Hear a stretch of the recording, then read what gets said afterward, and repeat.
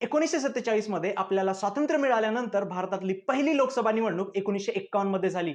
ही ऐतिहासिक निवडणूक आयोजित करणं अजिबात सोपं नव्हतं, कारण त्यावेळी 80% पेक्षा जास्त लोकसंख्या अशिक्षित होती. त्यातच मतदान यादी तयार करण्यासाठी पुरेसे रिसोर्सेसही उपलब्ध नव्हते. एवढंच नाही तर अजून एक मोठी समस्या होती. काही महिला स्वतःचं नाव मतदार यादीत समाविष्ट करण्यासाठी सुद्धा नकार देत असत, कारण तेव्हा आपला भारत एवढा विकसित नव्हता की स्त्रिया साधं नाव सुद्धा त्यांचं शेअर करतील.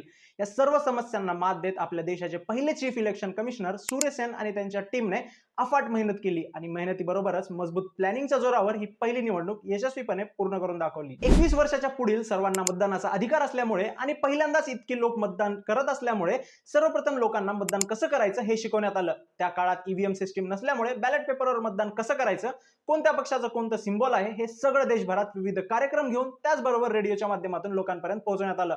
दुसरी मोठी अडचण होती मतदान यादीची. ही समस्या सोडवण्यासाठी 16,500 क्लर्क्सला कॉन्ट्रॅक्ट बेसिसवर नेमण्यात आलं आणि संपूर्ण यादी तयार करण्याची जबाबदारी त्यांच्यावर सोपवली गेली. 68 फेजेस मध्ये झालेल्या या निवडणुकीत 489 जागांसाठी मतदान पार पडलं. या निवडणुकीत काँग्रेस 364 जागा जिंकत पहिल्या नंबरवर होती, तर सीपीआयने 16 जागांसह दुसरं स्थान मिळवलं. काँग्रेसच्या या भव्य विजयानंतर लोकतांत्रिकरित्या निवडून आलेले पहिले पंतप्रधान पंडित जवाहरलाल नेहरू बनले. आहे ना इंटरेस्टिंग? मग सबस्क्राईब करा पटापट.